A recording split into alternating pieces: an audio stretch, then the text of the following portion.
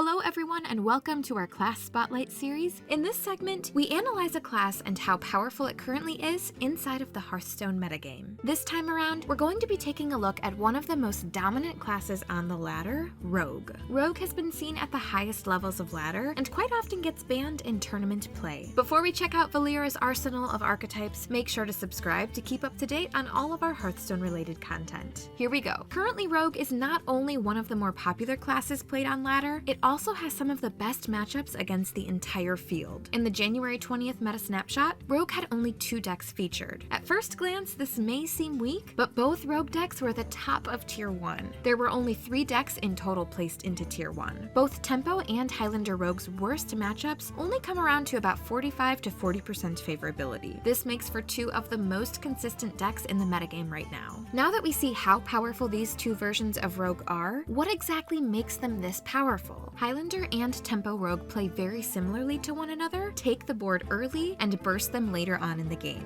This has typically been the traditional Rogue game plan, barring a few exceptions. Along with this game plan, thanks to Galakrond, Rogues can potentially even outvalue their opponents with Lackey Generation. This deadly combination goes to show why Rogue is such a powerful ladder climber. Although they play very similarly, the 2 main Rogue decks do have some distinct differences. Highlander Rogue opts to forego consistency for more powerful turns, while Tempo Rogue sticks to a plain and simple game plan of invoking and being aggressive. The consistency being foregone in Highlander Rogue is because of the fact it is a full one-off deck. It doesn't always make sure that Galakrond is fully invoked going into turn 7 or even future turns. It overall takes much longer to get the maximum value out of Galakrond. However, Highlander Rogue, because it is running all one-offs, has much more room for innovation, tech cards, or just overall powerful cards. Dragon Queen Alexstrasza and Zephrys are 2 insanely powerful tools that can be utilized with cards like Shadow Step. As for tech cards, Bad Luck Albatross has found its way into some lists. This is because it can potentially ruin other Highlander decks' game plan. That means no Zephrys, Dino Tamer Bran, or Reno the Relicologist for your opponent. This versatility and powerful tempo game plan is what makes Highlander Rogue leagues above most other decks. The funniest part about all of this is that there is one deck that even outclasses this one, and that's Tempo Rogue. Tempo Rogue truly is the king of the jungle right now. Its consistency to utilize Galakrond to its fullest potential is honestly scary. It may not have the same kind of power plays that Highlander Rogue may have, but it certainly doesn't lack in the strength department. Drawing 4 cards that cost 0 mana can often be game-ending, especially when you're doing it on turn 7 with an Arcanite Reaper to boot.